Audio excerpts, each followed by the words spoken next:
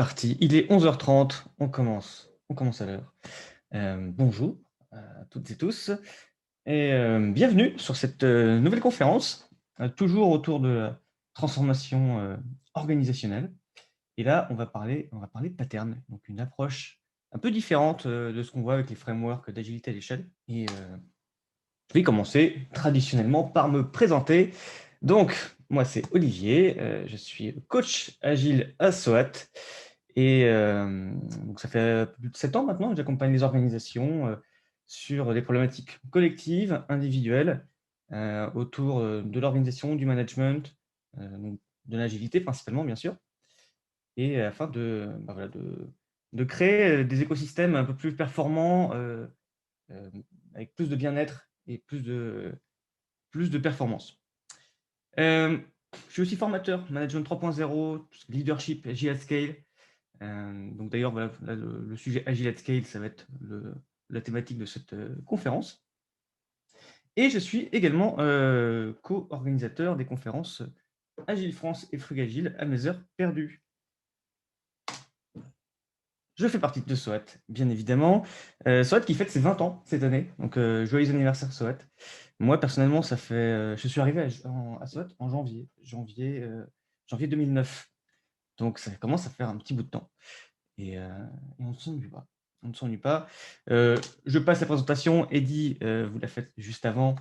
Parle juste de notre collectif SOAT Agile, notre équipe de coach. On est une équipe auto-organisée qui partage voilà, des valeurs et avec une diversité de profils qui permet de renouveler un peu les diversités des points de vue et de s'entraider et de trouver des nouvelles choses à explorer tous ensemble avec nos clients. Je vais commencer cette petite conférence par des questions existentielles. Les questions existentielles un peu qu'on se pose, que j'entends principalement dans les organisations que j'accompagne, quand on passe sur de l'agilité à l'échelle. Comment réduire le time to market sur un projet? Comment coordonner plusieurs équipes qui travaillent sur un même produit? Comment conserver les bénéfices de l'agilité dans une organisation de plusieurs dizaines de personnes? Que deviennent les managers dans une organisation agile? Comment tester un produit créé par plusieurs équipes ou comment gérer un portefeuille de projets ou produits agiles. Ça, ce sont un peu voilà, des problématiques que je retrouve dans la plupart des organisations qu'on accompagne. Et je voudrais commencer cette petite session avec un petit peu d'interactivité. Et je vais vous lancer un petit sondage. Vous avez un petit sondage qui apparaît. Quelle est votre principale problématique pour vous dans le chat? Est-ce que vous avez des problématiques que vous rencontrez? Est-ce que vous vous reconnaissez dans ces questions? Et donc, je vous invite à répondre un petit peu qu'est-ce que vous avez comme problématique dans votre contexte? Alors, les scores sont partagés. Pour l'instant, c'est la coordination, les bénéfices d'agilité dans une grande organisation. Alors, je vois qu'effectivement, il y a le tiers des participants qui ont répondu comment coordonner plusieurs équipes qui travaillent sur un même produit et comment conserver les bénéfices de l'agilité dans une grande organisation. Euh, Effectivement, donc ça, c'est des problématiques très actuelles. Et Anissa nous fait une question dans le chat aussi, comment diffuser une vision business produit à tous les niveaux? Effectivement, donc j'imagine c'est comment sortir de cette vision projet et arriver sur une vision produit, donc pour plus long terme à tous les niveaux de l'organisation. Alors, on va attaquer le vif du sujet et déjà commencer par qu'est-ce qui se passe dans l'existant, de quoi on peut partir pour régler ces problématiques. On a des frameworks, donc les plus connus, bien évidemment, on va parler de SAFe, on va parler de LESS, qui est le plus ancien des frameworks d'agilité à l'échelle. On va parler d'un petit nouveau Nexus et du dernier en date qui est Scrum at Scale, qui est fait par Jeff Sutherland, donc le co-créateur de Scrum. Et celui-là, comme vous pouvez le voir, il utilise déjà un pattern qu'on pourra parler un peu plus tard, qui est l'organisation fractale. Vous voyez que voilà, tout est à n'importe quel niveau organisationnel, c'est la même structure, qu'on soit dans une équipe opérationnelle ou un codir, quoi. Ça, ce sont les patterns les plus connus. Je ne vais pas m'attarder dessus, puisque ce n'est pas l'objet de cette présentation. On va plutôt soulever le capot de ces différents frameworks. Et en commençant par une phrase de Nigel Farlow. Nigel Farlow qui est un grand spécialiste Toyota, des méthodologies Toyota. Et lui, il nous dit que bah, les frameworks, c'est agnostique d'un contexte.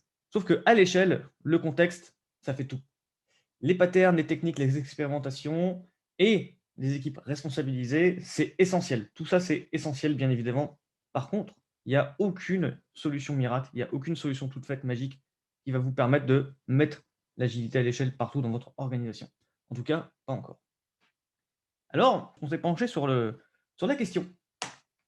Et on s'est dit, bah, tiens, il y a une autre façon de voir les choses, plutôt que d'apposer un framework tout fait, bah, c'est de commencer petit à petit avec justement des patterns. Alors, qu'est-ce qu'un pattern?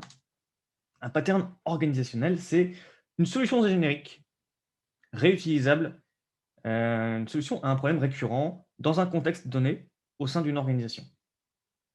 Et donc, avec cette définition-là, finalement, un framework, comme on voit sur le marché, c'est juste un ensemble cohérent de patterns organisationnels. Je vous ai mis là la petite référence à un ouvrage justement qui parle, c'est un des premiers ouvrages à parler de patterns organisationnels dans le développement logiciel avec des méthodes agiles. Et en fait, je me suis basé sur cet ouvrage pour commencer à énumérer et à imaginer d'autres patterns pour créer une agilité à l'échelle. Si on prend Scrum, qui est un framework, d'un point de vue pattern, eh ben, ça donne ceci. Il y a 33 patterns organisationnels dans le framework Scrum, avec bah, voilà, on est tous imbriqués, reliés les uns aux autres.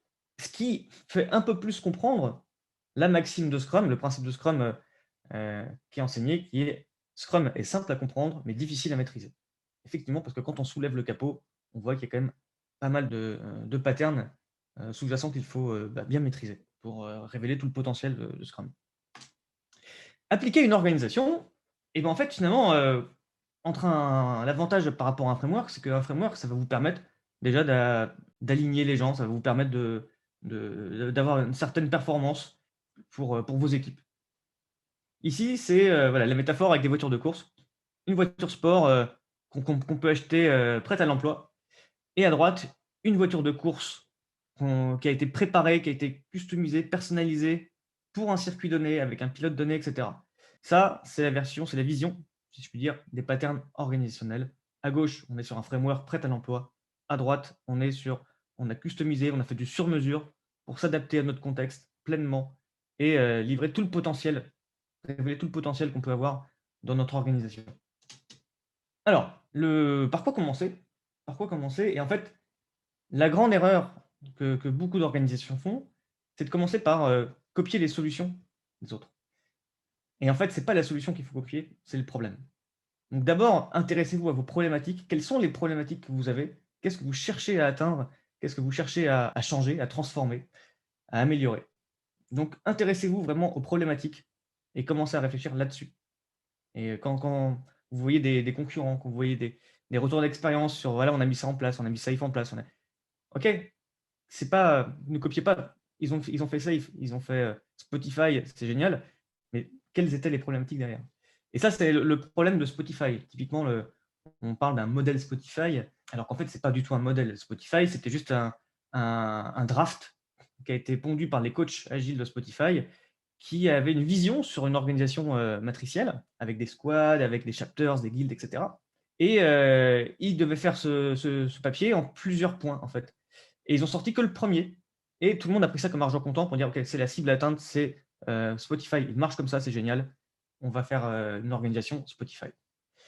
Sauf que Spotify ne marche pas comme ça. Spotify marche partiellement comme ça, mais n'a pas été jusqu'au bout de l'implémentation de cette proposition. Donc, intéressez-vous plutôt aux problèmes que Spotify rencontrait, qui leur ont fait basculer vers des feature teams, par exemple. Ce qui m'amène à des exemples. On va prendre des exemples de, de patterns organisationnels. Alors, les patterns orga, il y a. Alors, J'ai défini 3 types de patterns organisationnels, aujourd'hui. J'ai structuré un petit peu le ce concept en voilà 3 patterns, bien distincts. Les patterns structurels qui vont amener, des réflexions autour de comment on s'organise, comment on se structure, comment on structure notre organisation. Les patterns comportementaux, dire voilà qu'est-ce qu'on fait, comment est-ce qu'on communique, quelles pratiques on utilise pour mieux se synchroniser, pour mieux communiquer. Et enfin des patterns techniques à proprement parler pour, bah, voilà, qu'est-ce qu'on fait pour, générer plus de qualité, par exemple, pour générer plus de performance autour du produit, principalement côté IT. Donc là, j'en parlerai un tout petit peu à la fin, parce que c'est très connoté IT finalement, mais je vais me concentrer principalement sur les 2 premiers types de patterns organisationnels. On va commencer donc avec les patterns structurels.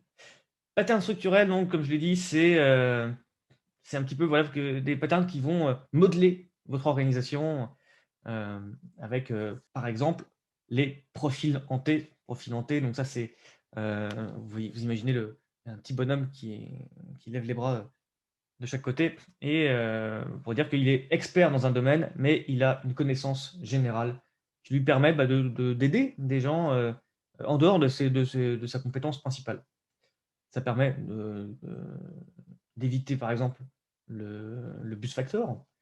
Si votre problématique, c'est éviter le bus factor, bah, effectivement, petite solution à mettre en place, c'est les profils hantés. On va parler d'équipes pluridisciplinaires, principalement, on va parler de communautés de pratique, la chaîne de raison d'être et le financement de la chaîne de valeur. Je vais m'intéresser sur ces 4 là.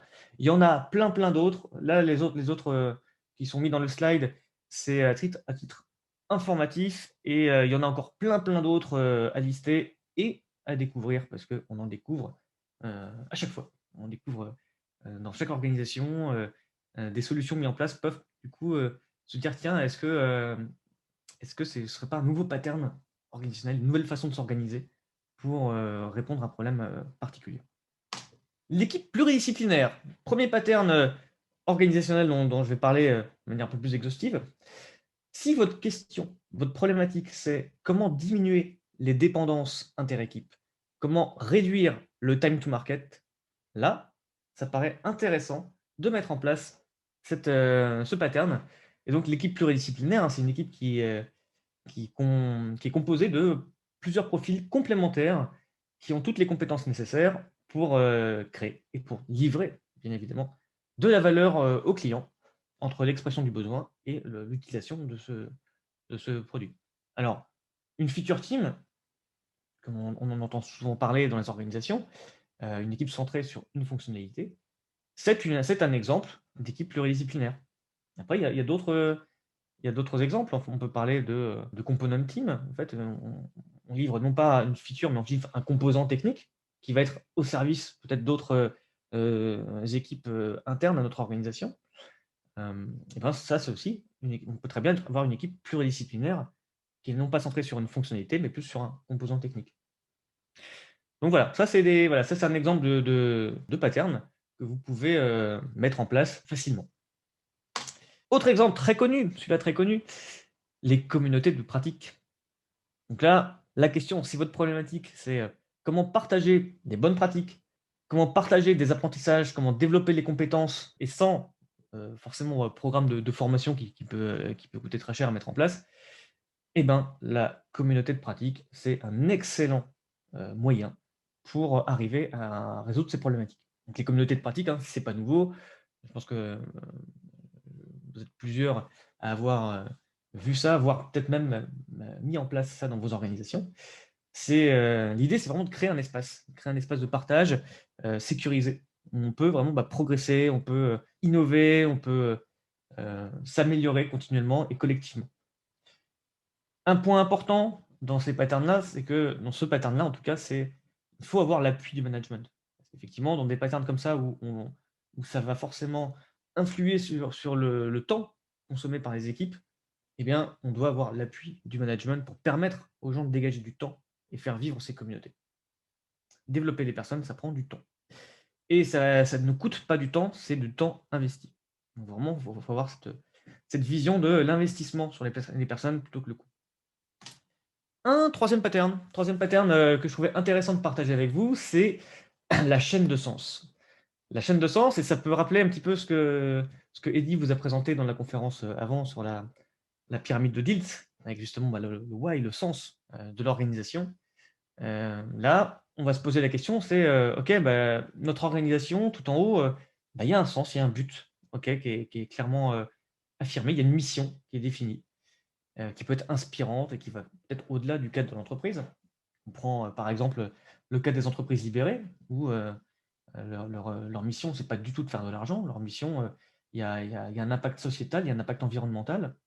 euh, et donc, toute leur activité économique est là pour, non pas faire de l'argent, mais pour atteindre cet objectif.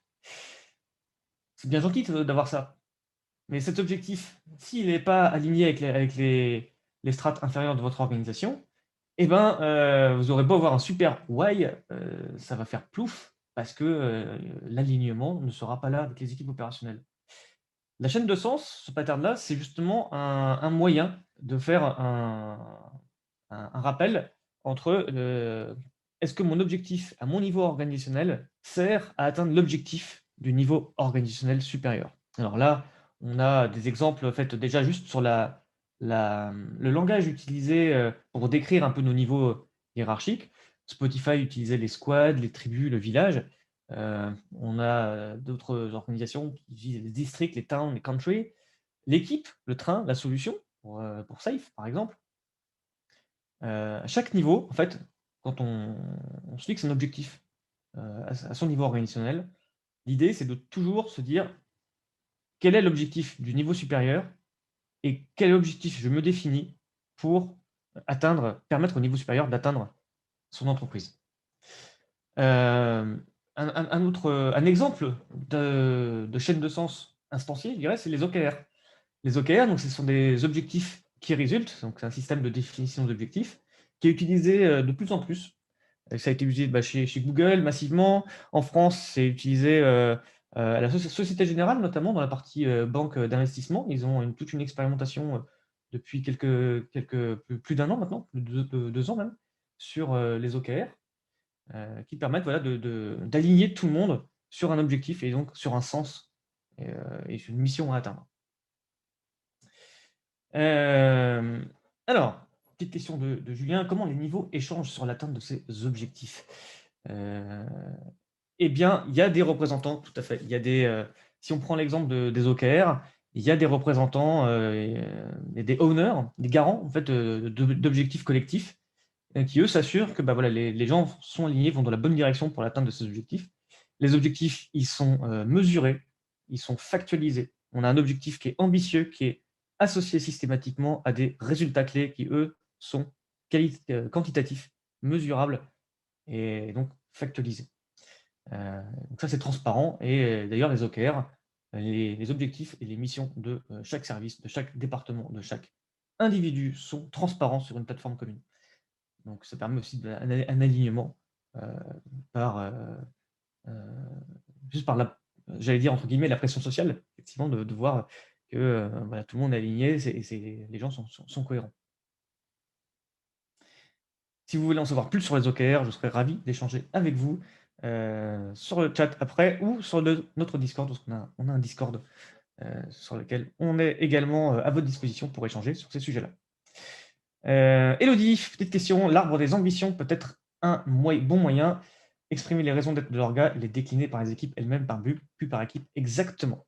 Exactement. La vision, dans la chaîne de sens, hein, ça part d'en haut. Il y a quand même une vision, il y a un CEO et un PDG qui a une vision de l'entreprise. Et après, les équipes en dessous se servent de cette vision-là pour définir leurs objectifs. Et dire comment est-ce que moi, je peux contribuer à mon niveau à cette vision. Et donc, ça va. C'est décline. Il y a une vision qui est du top management. Et après, c'est une émergence bottom-up sur la chaîne de sens. Et quand vous avez voilà, une organisation qui est alignée sur cette chaîne de sens, ça commence à dépoter sévère. Quoi. Voilà pour ce pattern. Autre pattern, c'est qu'on retrouve aussi dans Safe, par exemple, hein, c'est le financement de la chaîne de valeur. Comment utiliser le budget plus efficacement entre plusieurs équipes interdépendantes. Comment régler ce problème de OK, je suis une équipe, on m'a octroyé un budget et il me reste 20% de ce budget-là à cramer avant la fin de l'année, sinon je perds ce surplus l'année prochaine. Ça mène des comportements complètement déviants, hein. On pense aux militaires qui font brûler des tonnes et des tonnes d'essence en faisant tourner leur Jeep en rond dans les bases militaires pour pouvoir garder leur budget l'année suivante.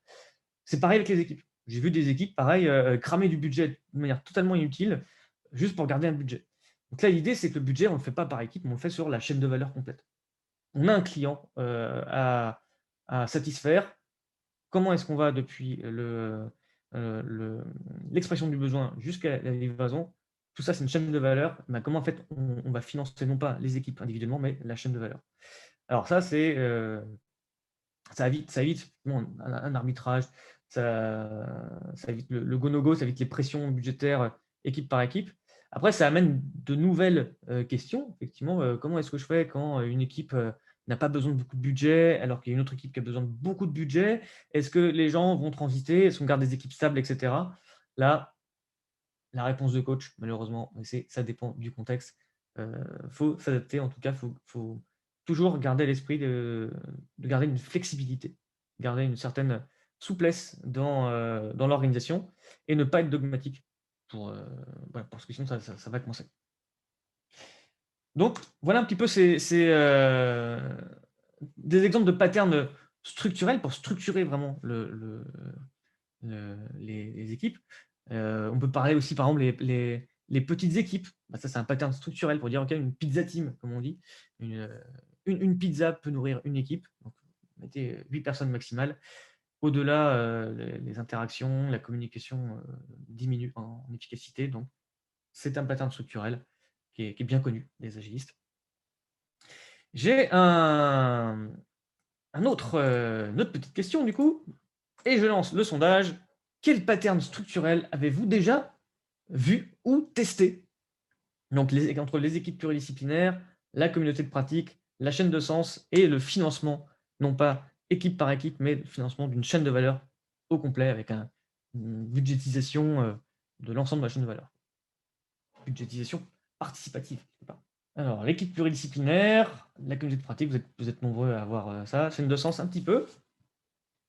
Financement de la chaîne de valeur, il y a une personne pour l'instant.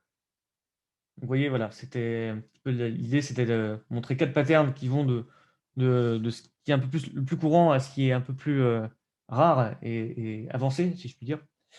Donc là, on le voit sur le sondage, l'équipe pluridisciplinaire massivement, communauté de pratique ensuite, chaîne de sens beaucoup moins, et un tout petit peu la chaîne de valeur. Alors, merci pour le petit sondage. On va passer maintenant, si vous le voulez bien, aux patterns comportementaux.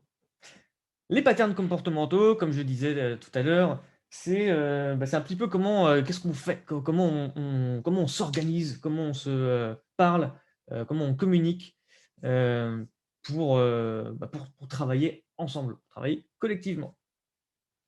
Alors, là, pareil, hein, une liste non exhaustive. Encore une fois, il y en a plein d'autres à lister et à explorer, à découvrir. Je vais en parler de 4. Je vais parler des daily meetings, je vais parler des décisions décentralisées, je vais parler du temps de relâchement, donc le slack time en anglais, et je vais parler de l'advice process, processus de décision.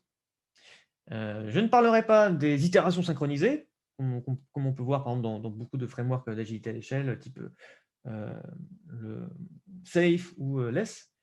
Je ne parlais pas de leadership émergent. Si vous voulez qu'on parle de leadership émergent, j'ai une petite conférence cet après-midi à 15h sur le leadership.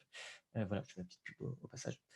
On parlera de tout ça et du langage du leadership. On va parler, voilà, les patterns comportementaux. Un premier exemple, le daily meeting, mais pas le daily meeting que vous connaissez au sein d'une équipe. On va parler plutôt du daily meeting inter-équipe. Là, la question à se poser, c'est comment fluidifier le travail et le partage d'informations entre équipes au plus tôt. Je dirais, j'ajouterai la question, le mot au plus tôt. Donc, si vous vous posez ces questions-là, si vous cherchez un moyen du coup de partager efficacement de l'information inter-équipe quotidiennement, pour que les équipes puissent identifier leurs points de blocage collectif, etc., et savoir où ils en sont, le daily meeting interéquipe, c'est un très bon pattern qu'on peut mettre facilement en place pour, générer de l'alignement. C'est vraiment une mise à l'échelle du daily meeting classique et dedans, on peut prendre par exemple les servant leaders de chaque équipe. Donc ça peut être, mettez entre guillemets le nom que vous avez dans votre organisation, Agile Master, Scrum Master, Servant Leader, ce que vous voulez, qui vont se synchroniser, en tout cas, ou alors un représentant de chaque équipe, qui vont se synchroniser. Et ça dure pareil, ça peut durer 15 minutes maximum par session. Et les questions auxquelles on va répondre, alors, on va me dire, oui, Olivier, si tu regardes bien le Scrum Guide 2020, il n'y a plus de questions toutes faites. Et là, je vous dis, oui, c'est vrai. Dans le cas du daily meeting interéquipe, je trouve quand même toujours intéressant de cadrer ce point sur ces 3 questions-là. Quel blocage empêche mon équipe d'atteindre l'objectif du sprint? Mon équipe fait-elle quelque chose qui va empêcher une autre équipe d'atteindre son sprint goal? Et enfin, avons-nous découvert d'autres dépendances entre les équipes ou découvert un moyen de résoudre une dépendance actuelle? En fait, ces questions-là, elles sont très centrées sur les interdépendances entre les équipes. L'idée, hein, d'aligner les gens, c'est de diminuer, la friction qu'il y a entre les équipes et de diminuer les dépendances fortes. Ça peut se faire, alors là, c'est un pattern qui se fait, journalier. Vous pouvez très bien voir la version, weekly, hein, comme dit, Élodie dans le chat. Ça peut se faire de manière hebdomadaire. Après d'expérience, j'ai plutôt observé que, de manière hebdomadaire, ça prend un peu plus de temps. Et de manière, quotidienne, ça peut être très, très rapide et je sais qu'on avait mis en place dans une DSI, une centaine de personnes. Les équipes faisaient, chacune de leur côté leur daily et après les représentants de chaque équipe, hop, se mettaient ensemble et puis faisaient un petit point sur, juste les interdépendances. On se focalise sur les interdépendances et ça prenait très peu de temps, quoi. Donc voilà, un pattern intéressant à mettre en place pour clarifier les interdépendances et les résoudre. Autre pattern, les décisions décentralisées. Alors ça, c'est un énorme sujet aussi, les décisions décentralisées. On parle de responsabilisation de l'équipe. Les Anglais parlent de empowerment. Là, l'idée, la problématique, c'est comment est-ce que je peux prendre de meilleures décisions et en plus, plus rapidement. Donc la promesse est belle. Là, on va parler encore de leadership. On va parler un peu de leadership et on va parler de délégation. On va parler comme disait David Marquet, l'auteur du livre Turn the Ship Around, que j'ai ici présent. Excellent ouvrage de David Marquet, qui est un ex-commandant d'un sous-marin nucléaire, et qui nous dit en fait déplacer l'autorité là où se trouve l'information. Si c'est vos développeurs qui ont l'information pour un go-no-go en prod, c'est à eux de prendre la décision. Si c'est le commercial qui a l'information pour savoir s'il peut boucler un deal avec un client, même un gros contrat énorme, ok, c'est lui qui a l'information qui va prendre la décision. Et toujours agir comme si le patron, le grand patron, le big boss était derrière nous. Donc voilà, agir dans le respect de l'intérêt de l'entreprise, bien évidemment. En tout cas, voilà, là, l'idée, c'est de déléguer les décisions et pour ça, il y a des façons de mettre en place ce pattern. On pense bien évidemment au management 3.0 avec le delegation board, delegation poker, qui permet de clarifier des niveaux de délégation et d'adapter ce niveau de délégation en fonction du contexte. Ça, on y reviendra cet après-midi pour les gens qui seront avec moi cet après-midi. En tout cas, voilà, c'est un pattern appliqué surtout pour les managers et pour les équipes, en tout cas, sur le management. Autre pattern, advice process. Donc là, c'est aller encore plus loin dans la responsabilisation. Et imaginez, voilà, j'ai une problématique en tant que dirigeant ou en tant que manager. Comment est-ce que je peux responsabiliser toute personne d'une organisation? Alors, responsabiliser toute personne d'une organisation, c'est un pari osé, c'est quelque chose de très, très fort. Heu, dans les entreprises libérées, si vous lisez, je ne saurais trop vous recommander cet excellent ouvrage, Reinventing Organization de Frédéric Laloux. il parle un petit peu de patterns qu'il a observés, qui sont communs à toutes les entreprises qu'il a visitées, justement, ces entreprises dites un peu libérées, entreprises apprenantes, entreprises un petit peu avec un paradigme très différent, des entreprises du pourquoi et non pas du comment. Il a observé ce pattern qu'il a appelé le advice process. C'est tout employé peut prendre n'importe quelle décision si les deux conditions suivantes sont respectées. L'employé a consulté des experts du domaine concerné par la décision et l'employé a consulté les personnes impactées par cette décision. Et dans une entreprise qui a mis ça en place, on peut arriver à des résultats qui sont assez exceptionnels en termes d'engagement des collaborateurs, en termes de responsabilisation et en termes de motivation. Si on prend l'exemple de Favi, hein, une petite entreprise picarde dans le nord de la France, où en fait, il y a, un des grands clients de Favi. Alors Favi, c'est une industrie, qui fournit des pièces automobiles aux constructeurs automobiles et donc un secteur qui est pas forcément facile, et pourtant il reste très compétitif, hein. C'est la seule entreprise en Europe, en tout cas pendant très longtemps, je ne sais plus si c'est toujours le cas aujourd'hui, mais pendant très longtemps, c'était la seule entreprise qui exportait en Chine. Il faut quand même le faire. Et dedans, en fait, voilà, les employés peuvent prendre des décisions. Ce qui a amené à cette histoire-là où il y a un client un jour qui appelle le patron de Favi. Il dit bah, merci, c'était incroyable. On ne pensait pas que vous arriviez à respecter les délais, vous l'avez fait. Et le chapeau, le coup de l'hélicoptère. Alors le patron, il dit quoi, quel hélicoptère, je ne comprends pas. Et en fait, le patron n'était même pas au courant, mais en fait, les équipes ont eu un problème de livraison en fait, de matières premières qui fait que bah, toute la chaîne de production après a subi un retard. Et eux, leur mot d'ordre, c'était de ne jamais livrer en retard et toujours livrer la top qualité à l'heure, dans les temps. Donc, ils ont affrété un hélicoptère, ni plus ni moins. Ils ont pris la décision d'affréter un hélicoptère pour aller emmener la cargaison directement chez le client. Et donc, ça fait le buzz. Et donc, voilà, le client gain de confiance encore plus pour cette entreprise-là. Voilà, advice process, c'est voilà, quelque chose qui peut être très, très puissant pour responsabiliser tout collaborateur dans une entreprise. Et enfin, je terminerai par le Slack Time. Slack Time, alors ça va parler à tous les gens qui connaissent bien le Lean et puis la théorie des contraintes. Comment gagner en productivité? Comment est-ce que je peux gérer les surcharges ponctuelles de travail, notamment le support, production? Comment est-ce que je peux aussi développer les compétences? Eh bien, tout ça, il faut donner du temps. Et donc l'approche est un peu contre-intuitive. Plutôt que de staffer les gens à 100%, on va dire non, les équipes, on les staffe à 80-90% maximum de leur temps. Et ça pour différents bénéfices. Surcharge exceptionnelle de travail, eh ben, pas de problème. On a la capacité pour absorber cette surcharge ponctuelle. Travailler sur un sujet innovant. Donc, je rappelle, Google, pendant des années, avait cette règle de 20% de temps dédié à chaque développeur pour travailler sur n'importe quel projet. Ça peut être un projet existant de quelqu'un d'autre, ça peut être son projet à soi. C'est comme ça que Gmail a vu le jour, c'est comme ça que Google Maps a vu le jour. Donc vous voyez que c'est quand même ultra puissant, quoi. Atlassian fait aussi ça, donc l'éditeur de Jira, Confluence, tout ça, ils font ça aussi, donc sous une autre forme. En tout cas, il y a cette notion de slack time, de temps de relâchement, donner du mou aux équipes pour qu'ils puissent prendre le temps. Prendre le temps, du coup, de résoudre des bugs et aussi d'être innovant, de prendre le temps de se former, prendre le temps de faire de la veille sur des nouvelles compétences et donc d'être encore plus productif. Donc, vous voyez, en fait, là, c'est vraiment encore cette notion, non pas de coût, mais d'investissement. Donner plus de temps à l'investissement.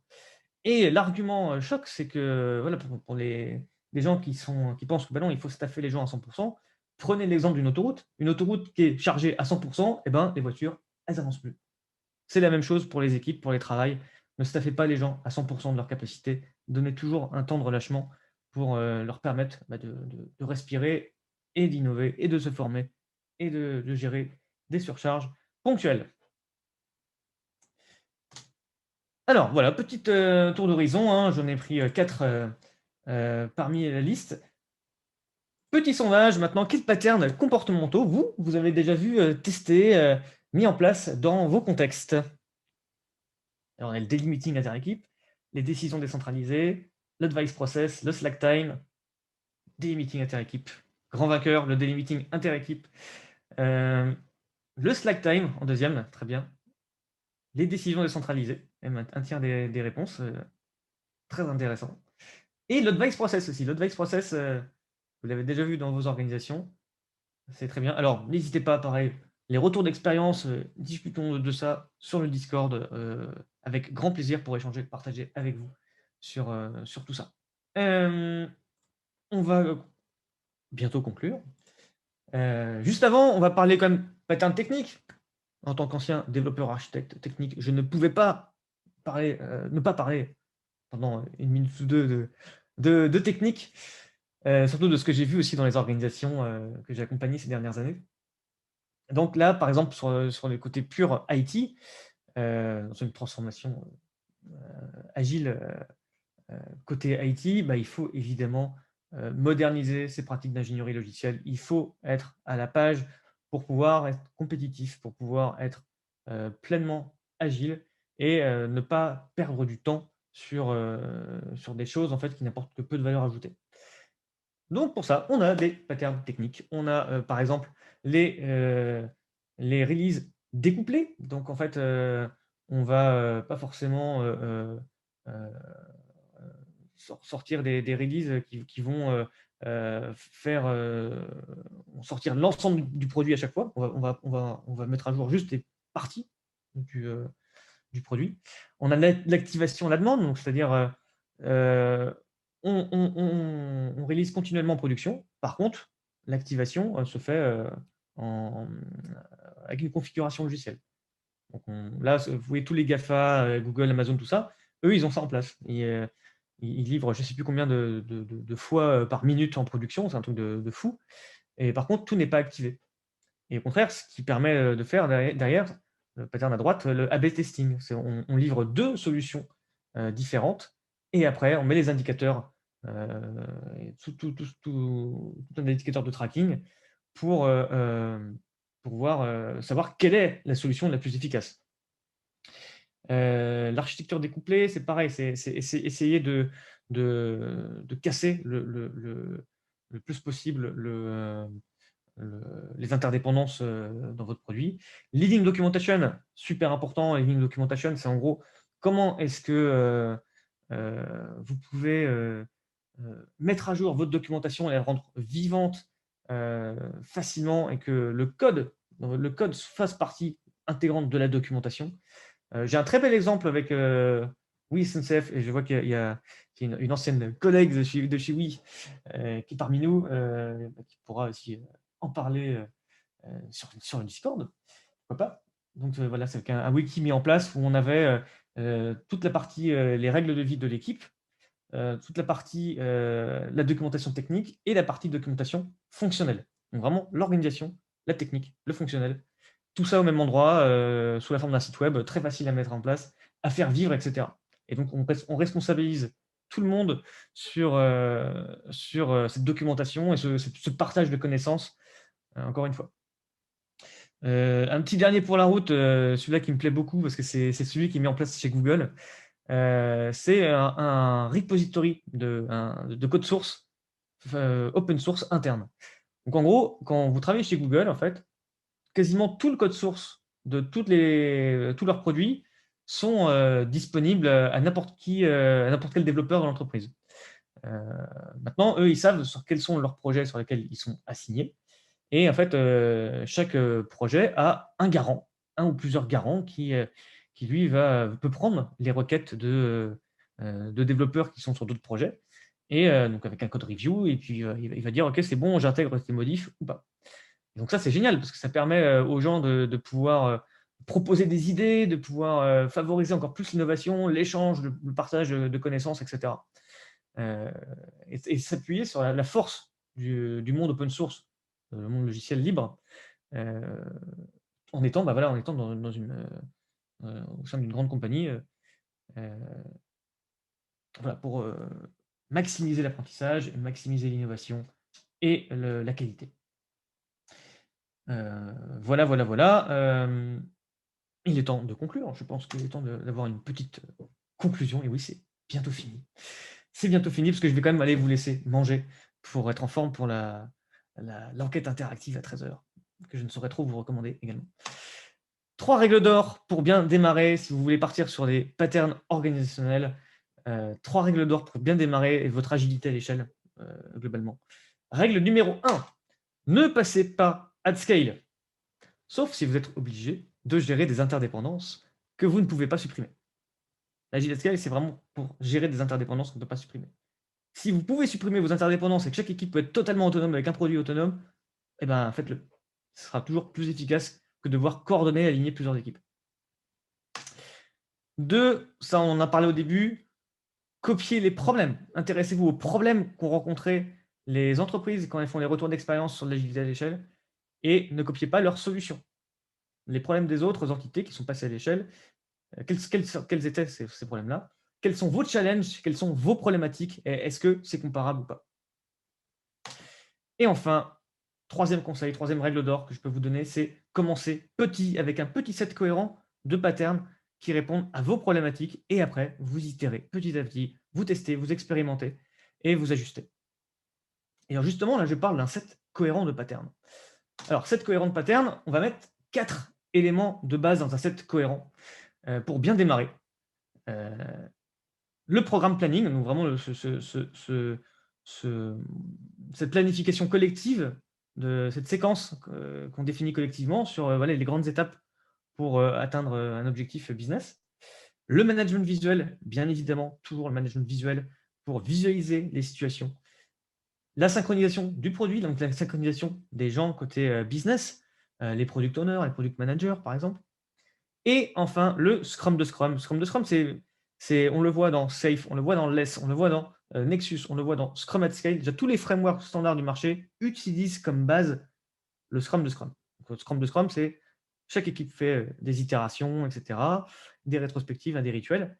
Et en fait, on prend un représentant de chaque équipe et on forme une équipe un peu d'alignement qui, elle aussi, va faire ses rétrospectives collectives, va faire ses points collectifs, etc. Donc voilà, elles sont sous différents formats. Ça, je vous laisse vous renseigner pour de plus amples détails. Des ingrédients pour un alignement réussi. Donc là, je reprends un petit peu ce que Henrik Nieberg nous avait proposé. Une vision partagée de la transparence, des boucles de feedback à tous les niveaux et à toute échelle de temps, donc tous les jours, toutes les semaines, tous les mois, sur le produit, sur l'organisation. Voilà, multiplier les boucles de feedback pour vous aligner. Avoir des priorités très claires, donc un backlog priorisé, ou en tout cas une stratégie très claire avec des priorisations explicitées. Et enfin, un apprentissage organisationnel, donc piloter l'apprentissage, que l'apprentissage soit continu, tout comme on parle d'amélioration continue, et ben on parle d'apprentissage continu. Tout ça, ça va permettre d'aligner tout le monde et de révéler pleinement le potentiel d'une organisation. En conclusion, et je reprends la phrase de mon collègue et ami Eddy Calel, que vous avez entendu précédemment, le but n'est pas de changer l'organisation. Le but, c'est d'acquérir la capacité de changer au bon moment. Donc en gros, c'est voilà, j'ai mis une petite icône de Superman parce que c'est un peu voilà l'agilité à l'échelle et après l'organisation agile, mais pour aller encore plus loin que l'agilité à l'échelle, hein, une organisation agile, c'est une organisation pour qui finalement le changement, c'est pas un sujet. Par contre, on sait changer quand on veut, au bon moment, pour rester euh, compétitif, pour rester dans l'air du temps. Et je ne parle pas de compétition forcément aussi au sens euh, péjoratif, mais vraiment une compétition ouais, pour proposer et ce en quoi on croit. Petit mot voilà, pour conclure. Merci encore pour les gens qui ont participé avec un don à l'association Rainforest qui s'occupe de la sauvegarde des forêts, tout simplement à travers le monde, qui est actif depuis plus de 35 ans. Et donc ça, c'est un beau projet, c'est une belle association. Donc si vous voulez, pareil, en savoir plus, un petit Google, Rainforest Action Network. Très beau projet, très, très belle initiative. Et pour aller plus loin, petit call to action, si ce sujet vous a plu, on fait une formation de 2 jours, voilà, où on va avoir beaucoup plus de patterns dans la formation et puis on va, parler de vos contextes, et on va essayer d'appliquer ces patterns dans vos contextes, trouver des idées, trouver des solutions à vos problématiques. Et je vous remercie beaucoup pour votre attention. J'espère que ça vous a plu. Merci encore, portez-vous bien, prenez soin de vous.